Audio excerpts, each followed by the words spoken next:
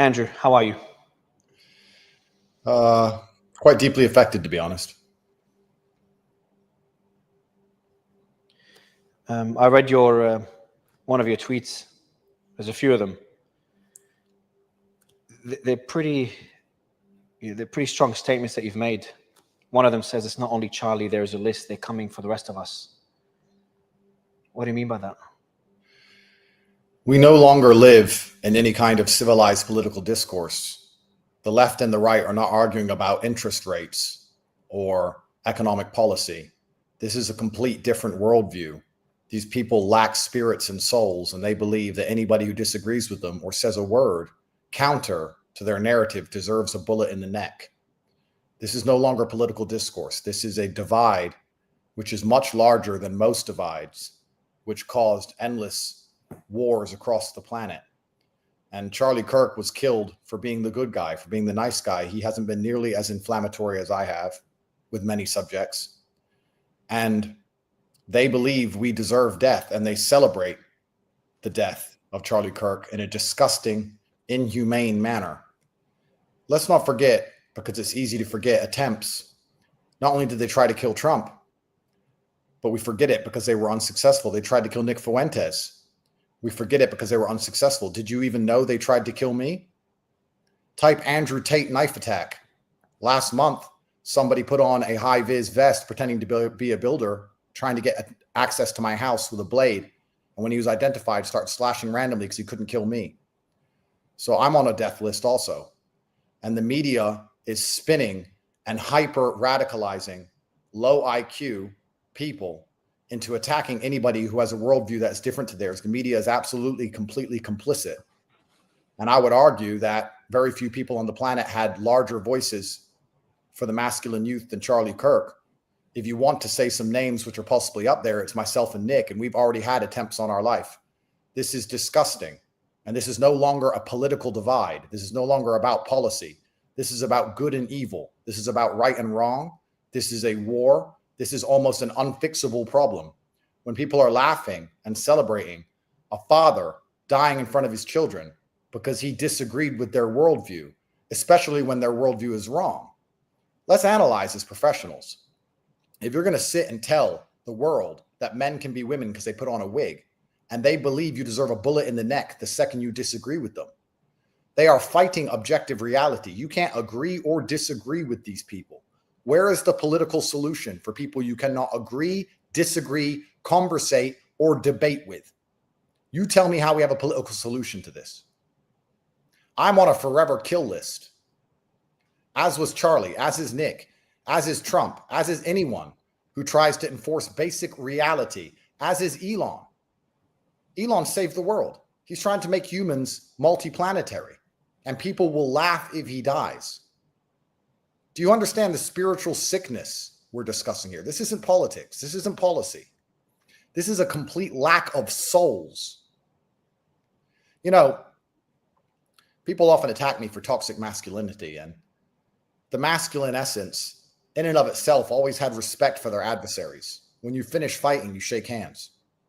Even generals in old wars would show respect to their opponent after they killed them, or they would allow surrender. There's always been a degree of respect in combat amongst the masculine mindset, the masculine realm. But there's new liberals, this hyper-feminized feminist. Even the men are basically girls. Harry Sisson, Dean Withers, they're female.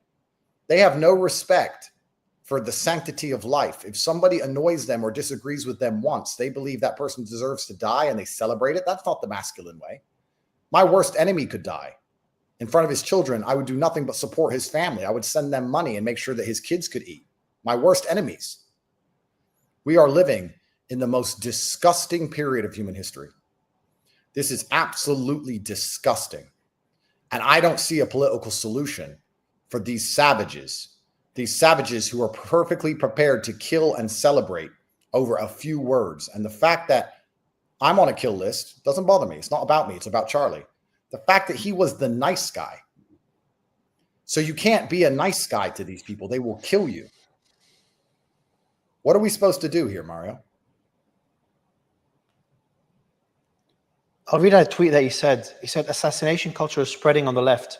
48% of liberals say it would be at least somewhat justified to murder Elon Musk. 55% said the same about Donald Trump. In California, activists are naming ballot measures after Luigi Mangione. The left is being whipped into a violent frenzy. I worry about labeling this left versus right. And there's one of your tweets, I'm sure you were emotional when you posted it. You said just civil war. That's what you said. I said civil war is coming. Because the only prerequisite to war, the only way to avoid war is a degree of negotiation or discourse, which is why I asked you the very well-constructed question just a second ago. How do we have discourse with people that we can't politely speak to and we can't disagree with, and we have to completely capitulate to their false worldview? Otherwise, we deserve a bullet in the neck. Explain to me how discourse can solve this. This is me genuinely asking you a question. I don't know. Ben Shapiro canceled all his appearances. So civil war is going to be the end result. I'm not calling for violence. What I'm making very clear is that there is no alternative if these people will not sit down and have a conversation. You know, America's in a very difficult predicament. I understand the free speech. I understand we want to live in a democracy and freedom. I understand these things. But if we're going to allow social media platforms to celebrate people's deaths the way that Charlie's death is currently being celebrated, the country is going to disappear within 5 years. So if I was president, normally I have all the answers. But now, for once, I'm stumped. What would I even do as president? Can I lock all these people up? Probably not. Can I round them all up? No. Am I just going to let them celebrate and laugh? Am I going to let every single person who says something controversial be threatened with death? Am I going to allow every single time Andrew Tate or Nick Fuentes or you or Elon or anyone makes a post that these people don't agree with, for them to start writing underneath that Charlie Kirk, LOL, coming next, and radicalizing more and more people to believe that we deserve to die? Let me ask you a question. I have daughters. I think that human traffickers should be killed. I'm sure you think the same. The media called me a human trafficker for 4 years, and I've never been convicted. There are people who believe I deserve to die. I've never been convicted of a crime, and I'm innocent. I didn't do anything. That's why this man came here with a knife to kill me. Do you understand what I'm saying to you? How can I have political discourse with these people? How can I explain to them this was a hit job on me and my reputation? How can I talk to them if they don't believe that a man who puts on a wig isn't actually truly a woman? How do I talk to somebody who doesn't believe in gravity? How do I talk to someone whose worldview is so warped and so corrupted? They don't understand the basic premises of Earth, the basic realities. They don't believe in the sun, the moon, the sky, the ground. How can I talk to these people? And when I try, no matter how articulate, in fact, this isn't about me. When Charlie was articulate, kind, interesting, witty, he was polite, he gave his time. When he tried his very best to explain to them how they were wrong and repeatedly decimated them in the world of logic, all they do instead of learning their lesson is call for his death and laugh when it happens. How do I find a political solution to this? It's a genuine question. I don't know. Like I was speaking to Congressman Jim Jordan just a few days ago, as well as Ben Habib in the UK, which I know you're doing some political stuff in the UK, and they both said the US is the final front for free speech. It's the pinnacle of free speech. And then when you have people like Ben, but this is the thing that's so dangerous, Mario. For there to be free speech, there can't be limits on the speech, but there must be within the population a basic understanding and parameters of objective reality. Everybody must understand gravity exists, right? There can't be free speech if everybody's saying, let's throw children off of buildings. Gravity is not real. Eventually, you're calling for murder. At a certain point, when objective reality has been decimated to the point where there are no parameters left, like this man-woman crap, or how killing children is somehow important to do, or that we shouldn't have borders and unlimited numbers of people should turn up and we don't know who they are, or we shouldn't arrest criminals and criminals shouldn't go to jail. When you have absolutely no parameters left, how can you have free speech without inciting for what exactly happened? At a certain point, free speech just becomes inciting for violence, and the violence comes because these people do not have respect for life. They don't have respect for a differing opinion. They don't have respect for anything. So we've lost control of a large percentage of the Western population who live in a fantasy land.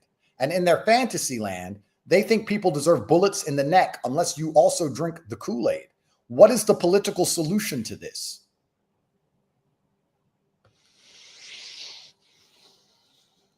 There are people who will, I know when they get me, there's going to be large celebrations.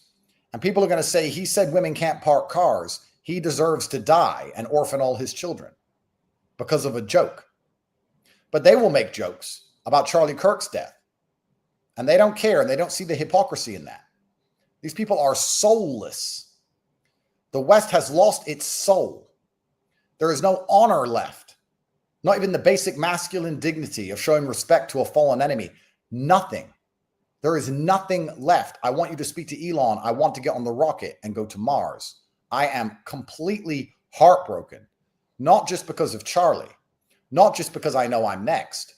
I'm heartbroken for humanity. I'm ready to die. I've had a great life. I'm heartbroken for the Western world as we know it. And anyone with a brain should be. I remember when we did a space not long after Trump's assassination, I think on the same day, and that was before that, and you said on the space, I will never kill myself. And Elon said something similar, and I think, I'm not sure who else, Alex Jones might have said something similar on that space. And, you know, afterwards we saw Trump's assassination attempt, and now we saw Charlie shot in the neck. It seems like we're just slowly walking into that world, and we keep moving on. People have moved on from the president almost killed just a few months ago. What do you think is going to happen now after Charlie Kirk's death? Are we just going to move on and live our life like we did after Trump's assassination attempt? I hope not. However, I think we do need a solid plan. I mean, it's easy to descend into chaos and more senseless acts of violence, but we need a solid plan, which is why I asked the question I asked earlier. What do we do about these people? This is a genuine question. I'm not even insinuating the answer. I'm asking. What do we do about the people who believe that it's good that he died? What do we do about the people who believe Elon Musk should die? What do we do about the people who believe that I, because the media lied about me for years and I was never convicted, should be dead? What do we do about the people who believe Candace Owens should die? What do we do about the person who was laughing that Nick Fuentes almost died? Nobody even knows they tried to kill me a month ago. Nobody even cares. What do we do about these people who want us dead? How do you live in a country where half of the people you interact with or see or walk past want you dead? How do you do that? This is a genuine question. How do you exist amongst people who want you gone? What's the answer? I don't have the answer. I don't see a political solution to this. What's the other solution then? Well, I know you mentioned the risk of civil war. We have to be very careful here, right? We have to be very careful here. And I like you, Mario. You're a good friend of mine. But, you know, journalists in and of themselves love to get the rage bait answers. I'm not saying that's what you're doing, but that's what the left have certainly been doing for a very long time. I'm not calling for anybody to be dead. What I'm trying to say is that normally, with every single problem, I consider myself a man who knows all the solutions and knows all the answers. But after this, I'm sitting here thinking, what do we do? And I'll be honest, if I was in charge of America, the people who are laughing and dancing and celebrating Charlie Kirk's death, I believe, should end up feeling the force of the law. But how does that affect free speech? And how is that weaponized against us into the future? I don't know. And then you have to go down a deeper rabbit hole. You're currently in Dubai. Dubai is safe and Dubai is secure, it looks like, or the Middle East. You're in somewhere safe and secure. America is no longer safe and secure for anybody. It's not safe and secure anymore. So how do you restore this? How do you restore unity? How do you restore sanctimonium? How do you fix these things? Because America doesn't just have domestic enemies. It has international enemies. There's a reason everyone's running away from America and running away from Europe and running to Dubai. Because it's a place where you can exist without the threat of being killed. But Dubai doesn't have free speech. Does free speech just end in tyranny? I don't know. How does this end? I'm not sure. What I'm saying is that if it was up to me, if I was the president, I would say, okay, we're going to have free speech, but we need to have some basic parameters we all understand and respect. Free speech works if we have the same view of history, the same view of what a successful society is, the same view of what a family is, you need to have some basic parameters. You can't have people who disagree on absolutely every single facet of existence and then have these people walking around with guns and then have unchecked media pieces stirring up hate. How will that end in anything other than assassinations? But then what's the How solution? can Because that function? in Europe, you're seeing the opposite. You're seeing free speech destroy one's freedom. And we're seeing that abused in the UK. We're seeing all the people arrested more than Russia. Seven AFD politicians died before the election. In Germany. So people are dying everywhere for having the wrong point of view now. Because we're the Nazis. We're evil somehow. We've been demonized to the point where we deserve death. And because we're the rational ones, because we're the smart ones, we don't wish death upon our enemies. We wish enlightenment upon our enemies. I don't want liberals to die. I want them to wake up and live happy lives and contribute to society. But they want me dead. I want them to do better for themselves and for everyone else. They want me dead. And unfortunately, if you study history, the more extreme, the more radical, the more ruthless, the more likely you are to be successful. And this is a very sobering reminder that sometimes the good guy doesn't win. Sometimes the most vicious, evil, backstabbing, conniving cheater wins.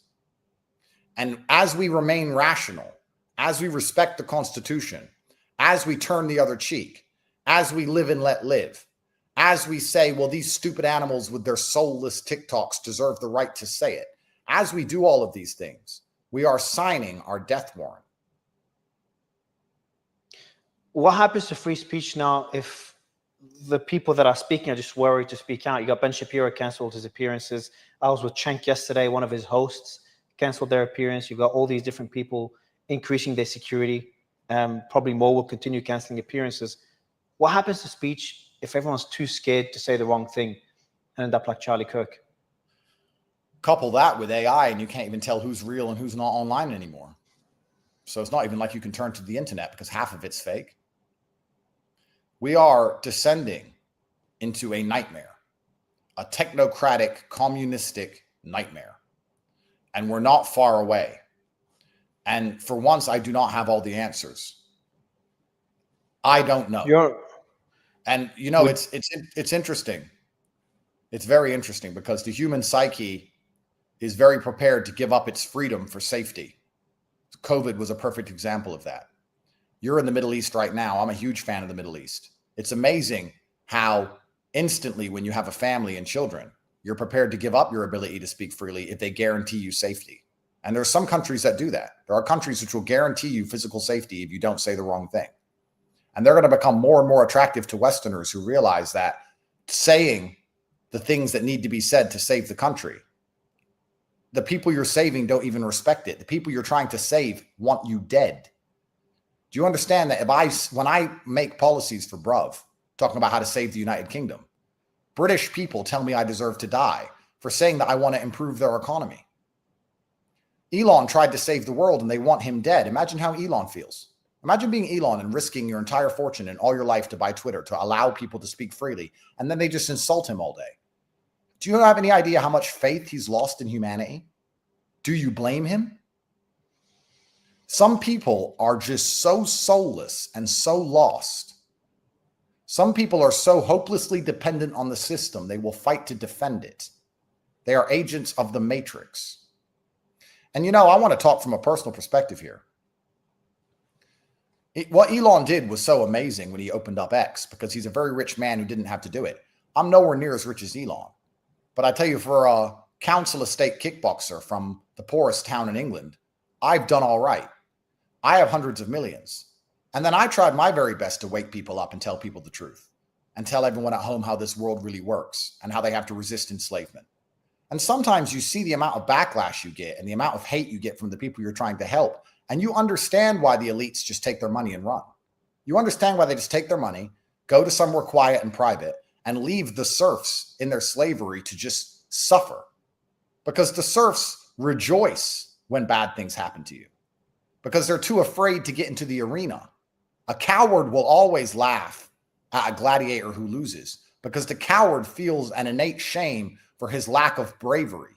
He hates himself because he doesn't have the bravery to do the right thing. So when he sees a brave man fall, he loves to laugh. Charlie was trying to help the exact same people who were laughing at his death. Do you have any idea how much damage this does to people's faith in humanity? Do the youth of America even deserve to be saved? Or do they deserve the Democrats? Do they deserve communism? Do they deserve crime? At this point, do they deserve what they're begging for?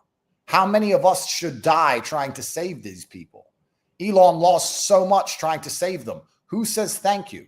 I've tweeted thank you at Elon randomly 15 or 20 times, and everyone makes fun of me for it. Oh, you're glazing Elon. Thank you for giving us Twitter back, sir. Thank you. I don't have to agree with everything you do.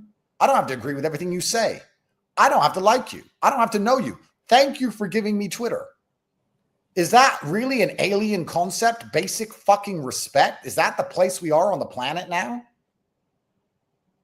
The world is broken. Society at its fundamental level has broken down. At no point in history, I would argue, despite all the massive, crazy, horrible wars we had, did people disagree over something as fundamental as family. People would agree that a man should meet a woman and have a family. Surely the Germans and the British and the Americans and the Soviets and the Chinese and the Japanese all agreed on that. We don't even agree on that anymore. What's uniting America? Because I don't want to talk for too long, and I can talk about this for days. But the whole purpose and the whole merit behind multiculturalism is that everybody behaves and obeys the law and they can get rich and have a better life. But that's no longer the case. So it's descending into chaos. The reason the Middle East functions, the reason everyone behaves in Dubai is because they get rich there. But America can no longer provide the American dream. And there's a whole bunch of reasons for that. But now new battle lines are going to be drawn. And these battle lines, whether they're race, left, right, Republican, Democrat, tall, short, it doesn't matter. People are going to start dying. And I'm asking, how do we unify the population behind something? What do we have that unifies? We don't even have the flag. There's Americans who hate the flag. The British hate their own flag. They hate their own version of history. We don't speak the same language. We don't have the same religion. We don't even believe a man can't have children. What do we agree on? Do people have two arms? I'm sure I could find someone to disagree with me on that who believes I deserve a bullet in the neck.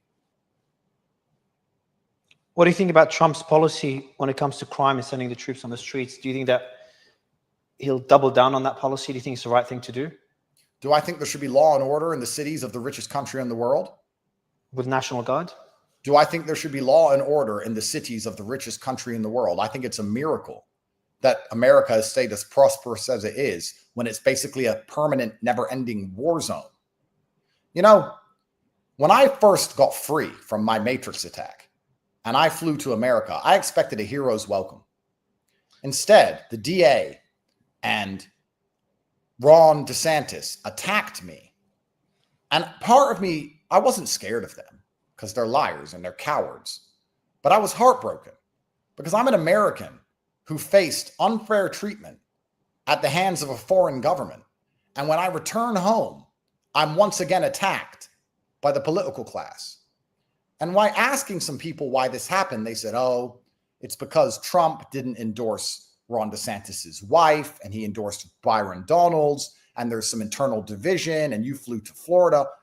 There's a political civil war constantly and endlessly in America. America feels like a war zone. I didn't realize it until I'd been away for so long. When I went home, I'm just a man who landed in Miami, and now there's political division and media attacking me and people threatening to kill me, and I need security teams. It is a war zone.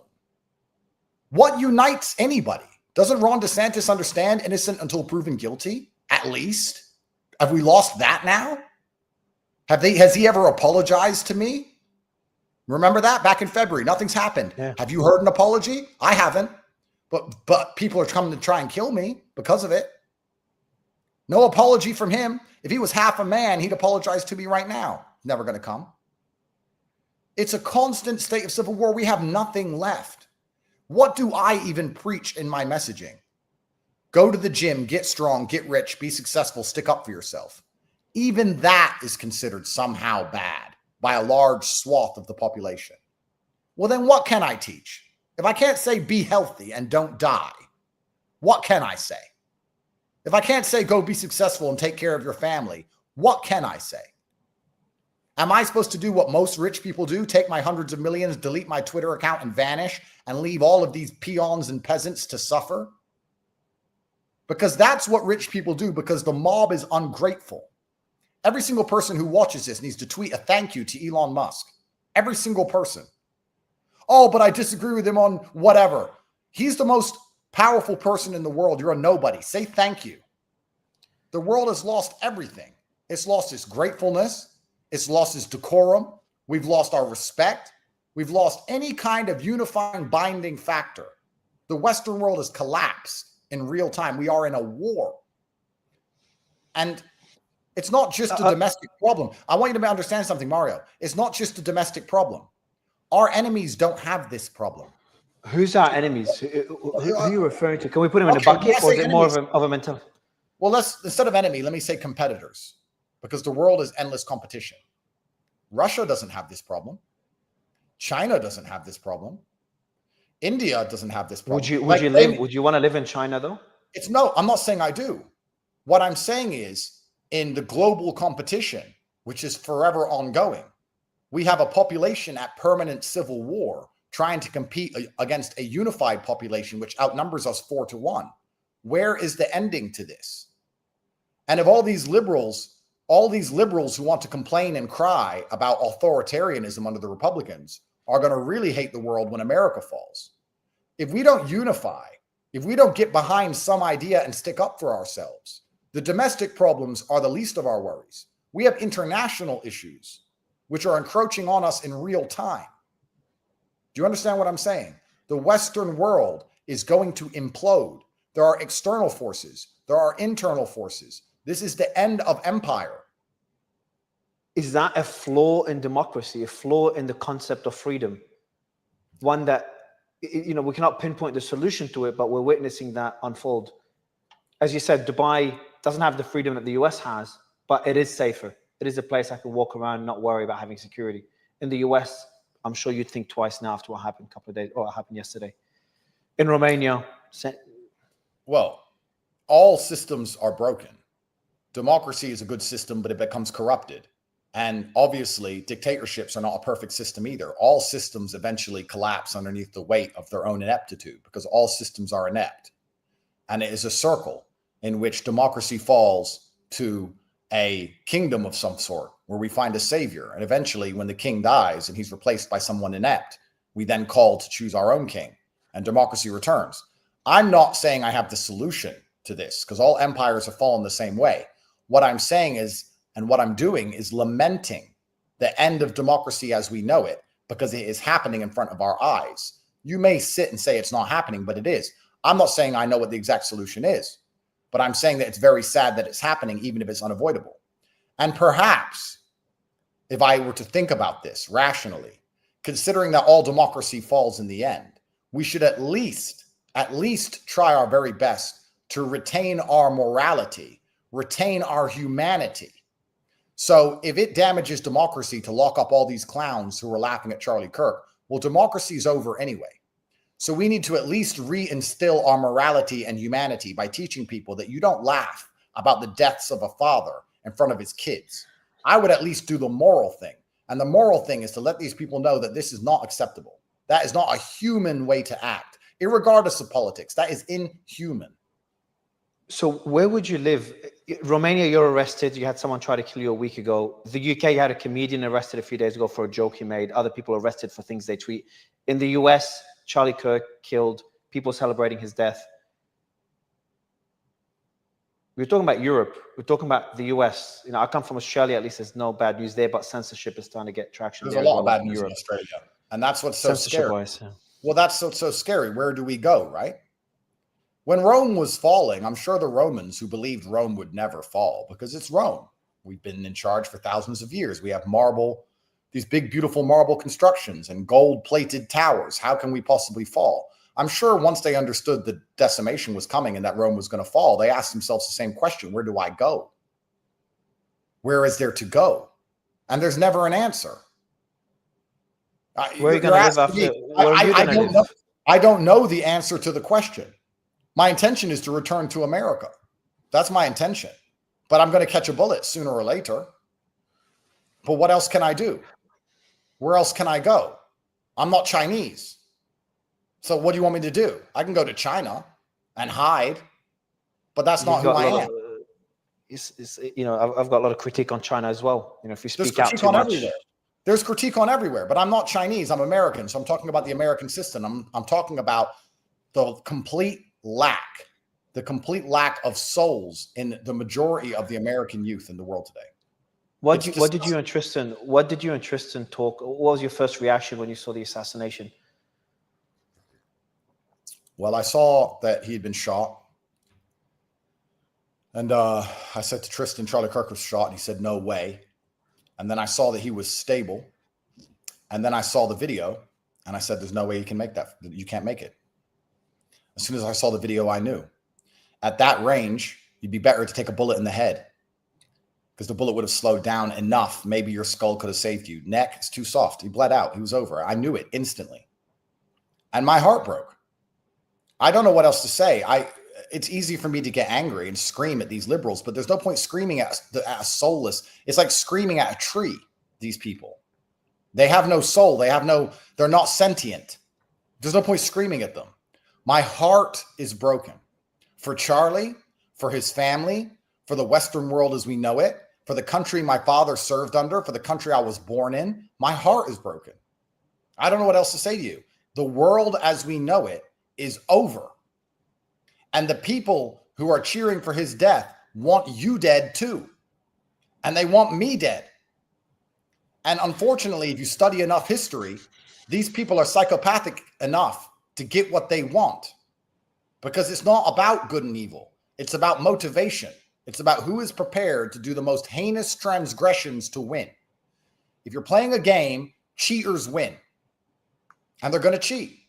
They're going to cheat the election. They're going to cheat the judicial system. They're going to keep cheating until we're all gone. Since we last spoke, I want to move on to other topics we haven't spoken in a while. You've had the Romanian elections cancelled. Obviously, we're seeing free speech get attacked across Europe. We've got, just yesterday, Russian drones in Poland. Qatar just got struck a couple of days ago. I was actually doing an interview on that. And I remember the shock, when I heard about that strike, I'm like, fuck, I haven't felt that shock in months. And then Charlie Kirk gets killed 2-3 days later. What is your position on the state of the world now? It's like boiling a frog. It's like, keeps getting worse, but it does so gradually. It's like, Russian drones in Poland, that's fine. No one died. Nothing happened. Qatar got struck, sovereign country and allied to the US by Israel. That's fine. It was Hamas. Are you worried about the way the world is heading in that direction in a very, very gradual pace? I don't think it's gradual. I think it's actually accelerated. I think it's happening very quickly because America's lost its power and hegemony. Because America's at in a state of constant civil war, they no longer have the ability to correctly police the world. And now there's going to be a power vacuum. As America loses power, there will be a vacuum of power. And that vacuum of power, as everyone attempts to fill it, will lead to more and more violence. We've seen this in every country. When Saddam fell, more violence comes. So the whole world is losing America's protection. And there's going to be a period of prolonged violence. And my primary objective now is to stay alive so that my double-digit children can eat and stay alive along with me. That's my primary objective now. I mean, I can give a whole bunch of political commentations on everything you've just said. I can talk about all of them. But truthfully, we're in a very scary period of history. And the period is so scary. As an adult man now, you need to be sitting and thinking and analyzing, okay, what do I do about this? It's not just about saving the world sometimes, Mario. It's about saving yourself from the world. Where can I go? How do I make money? Who can I bring with me? Are my children going to be okay there? What happens if there's a war? People need to be looking at a map and thinking outside the box instead of just arguing about identity politics, because these rabid psychopaths want us dead.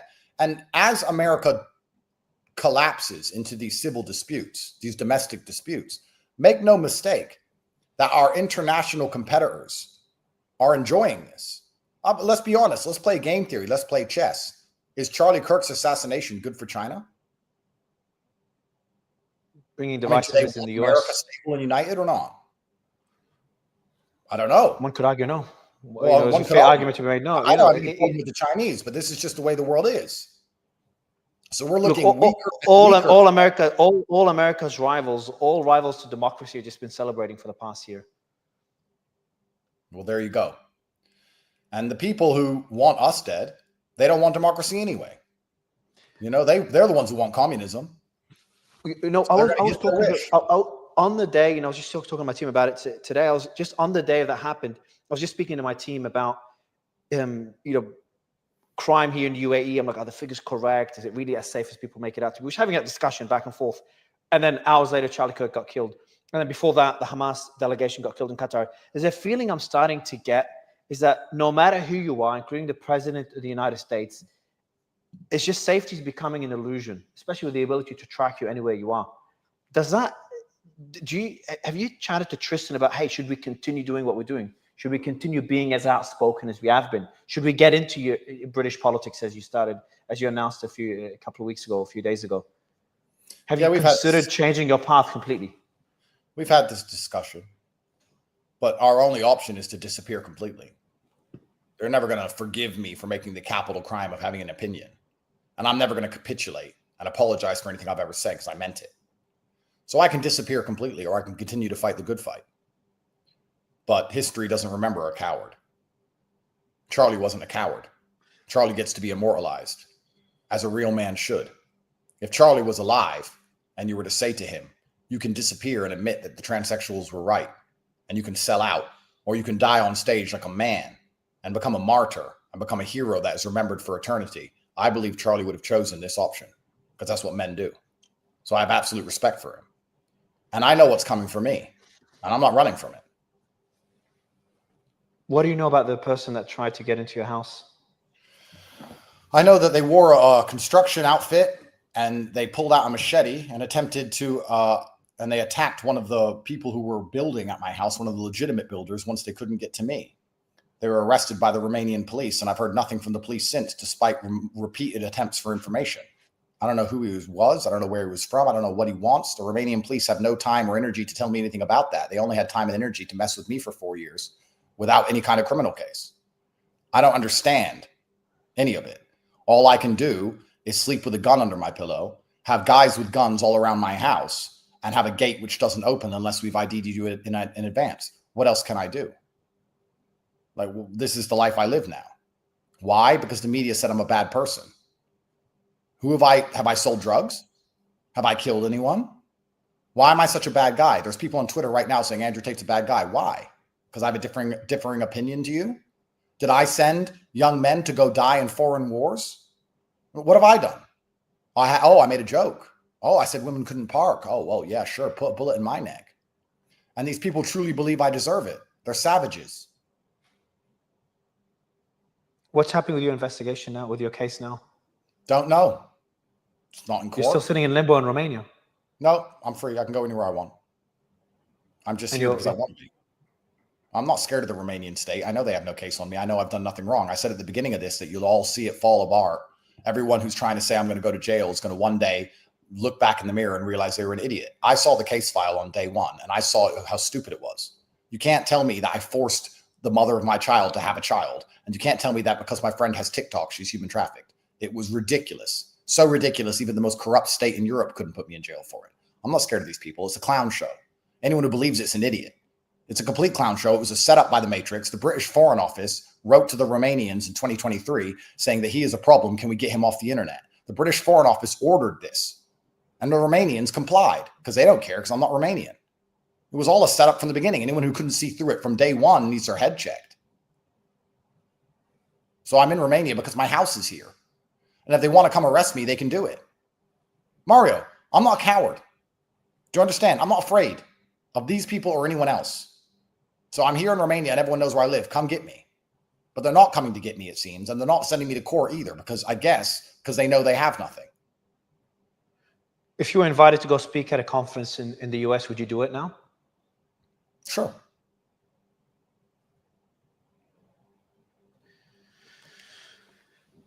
All right, then. Well, look, pleasure to speak to you again. And I feel like every time there's something major that happens, we have these conversations. Happened with the Trump assassination. And we did it with Elon once. I can't remember what the event was in that space. And now after Charlie Kirk's shooting, I hope the next discussion will be under better circumstances, and I hope things improve on your side. And lastly, you're getting into politics as well in the UK, correct? Correct. I'm going to be the Prime Minister of the United Kingdom if they don't kill me first. This is a guaranteed trajectory. This is not an if. This is a when. And as I save the country, millions of people will be ungrateful to me, and millions of people will insult me as I do the right thing. Very much like our President Trump, as he does the right thing and saves America, everybody attacks him for doing it. It's amazing. But why get into politics? Why get into politics? Like you were an influencer, the most Googled person at one stage, and look what happened to you. So your next plan will be like, hey, I'm going to double down and get into even murkier territory, get into politics where I could be further targeted by people that disagree with me, as we've seen in France. Le Pen can't run again, as we've seen obviously in Romania, where you're at, where the person that's supposed to be president got arrested and barred from running again. As you saw in Imran Khan in Pakistan, we saw in Brazil, it's all at the level there with Bolsonaro. That's your decision, is just getting into politics? What happens if fighting the establishment? What happens if good men do nothing? What about your family? What happens if good men do nothing? Yeah. So what am I going to do? My choices are get on my newly commissioned super yacht, which I've just bought, go to international waters and leave everybody to suffer in poverty, or to continue to fight for the countries I grew up in. And I think I'd be happier to fight and die than just hide for the rest of my human existence in comfort. I'm not a coward. I wasn't raised that way. All right, well, be safe. Appreciate your time again. Send my regards to Tristan. And it's always a pleasure to speak to you. Thanks, Andrew. Thank you, sir.